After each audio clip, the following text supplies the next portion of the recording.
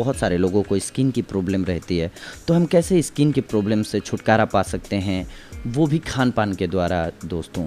घरेलू उपायों से त्वचा की कैसे देखभाल करें और खान पान हमारा क्या होना चाहिए जिसकी वजह से हमारी स्किन जो है ग्लोइंग और हेल्दी रहे दोस्तों। गर्मियों के मौसम में महिलाओं और युवतियों को त्वचा से जुड़ी हुई कई प्रकार की समस्याएं होने लगती हैं।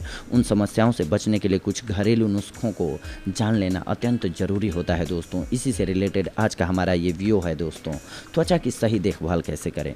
गर्मियों में अपनी त्वचा को चमकदार और स्वस्थ बनाए रखने के लिए घर में ही फेस पैक बनाया जा सकता है। फेस पैक बनाने के लिए आप एक केला लें और उसे अच्छे से मसल लें। फिर इसमें एक छोटा चम्मच मिल्क पाउडर लें और एक बड़ा चम्मच शहद लें।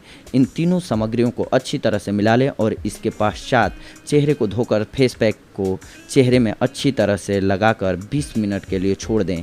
इसके बाद ठंडे पानी से चेहरे को धो लें। इससे चेहरे में निखार आ जाएगा दोस्तों। दूसरा, फटे हुए होठों का उपचार कैसे करें। यदि आपके होठ फटते हैं तो इस घरेलू उपाय का प्रयोग करें। गुलाब का फूल लें और इसे अच्छी तरह से पीस लें। फिर इसमें मक्खन को अच्छे से मिक्स कर लें और रात में सोने से पहले लगा लें। सुबह होने पर धुल लें। इसका प्रयोग करने से आपके होंठ मुलायम और गुलाबी हो जाएंगे दोस्तों। त्वचा की खुजली से कैसे निजात पाएं।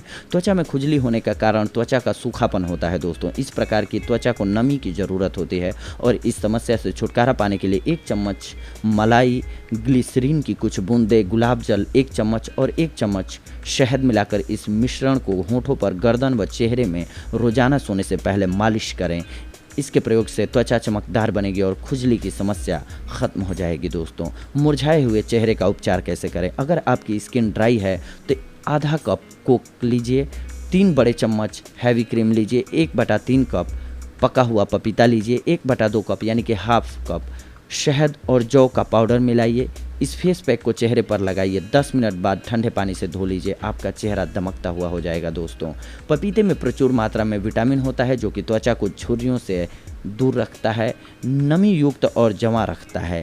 इससे त्वचा की लचक और आभा लंबी उम्र तक बरकरार रहती है दोस्तों। गुलाब जल के साथ पपीते को मैश करके लगाएं। 20 मिनट के बाद धो लें। त्वचा में चमक आ जाएगी। खीरे का रस एक नेचुरल क्लींजर है, इसलिए खीरे के रस में थोड़ा सा मिल्क मिलाकर क्लींजिंग मिल्क की जगह प्रयोग करें। लेकिन इससे सबसे बढ़िया उपाय होता है दोस्तों कि आप इन सारी चीज़ों को अपने खाने में शामिल करें। अगर आपकी डाइट कंट्रोल्ड है, आप शुद्ध और सात्विक खाना खाते हैं, तो आपको स्किन या कोई भी प्रॉब्लम, बीमारी नहीं आएगी दोस्तों।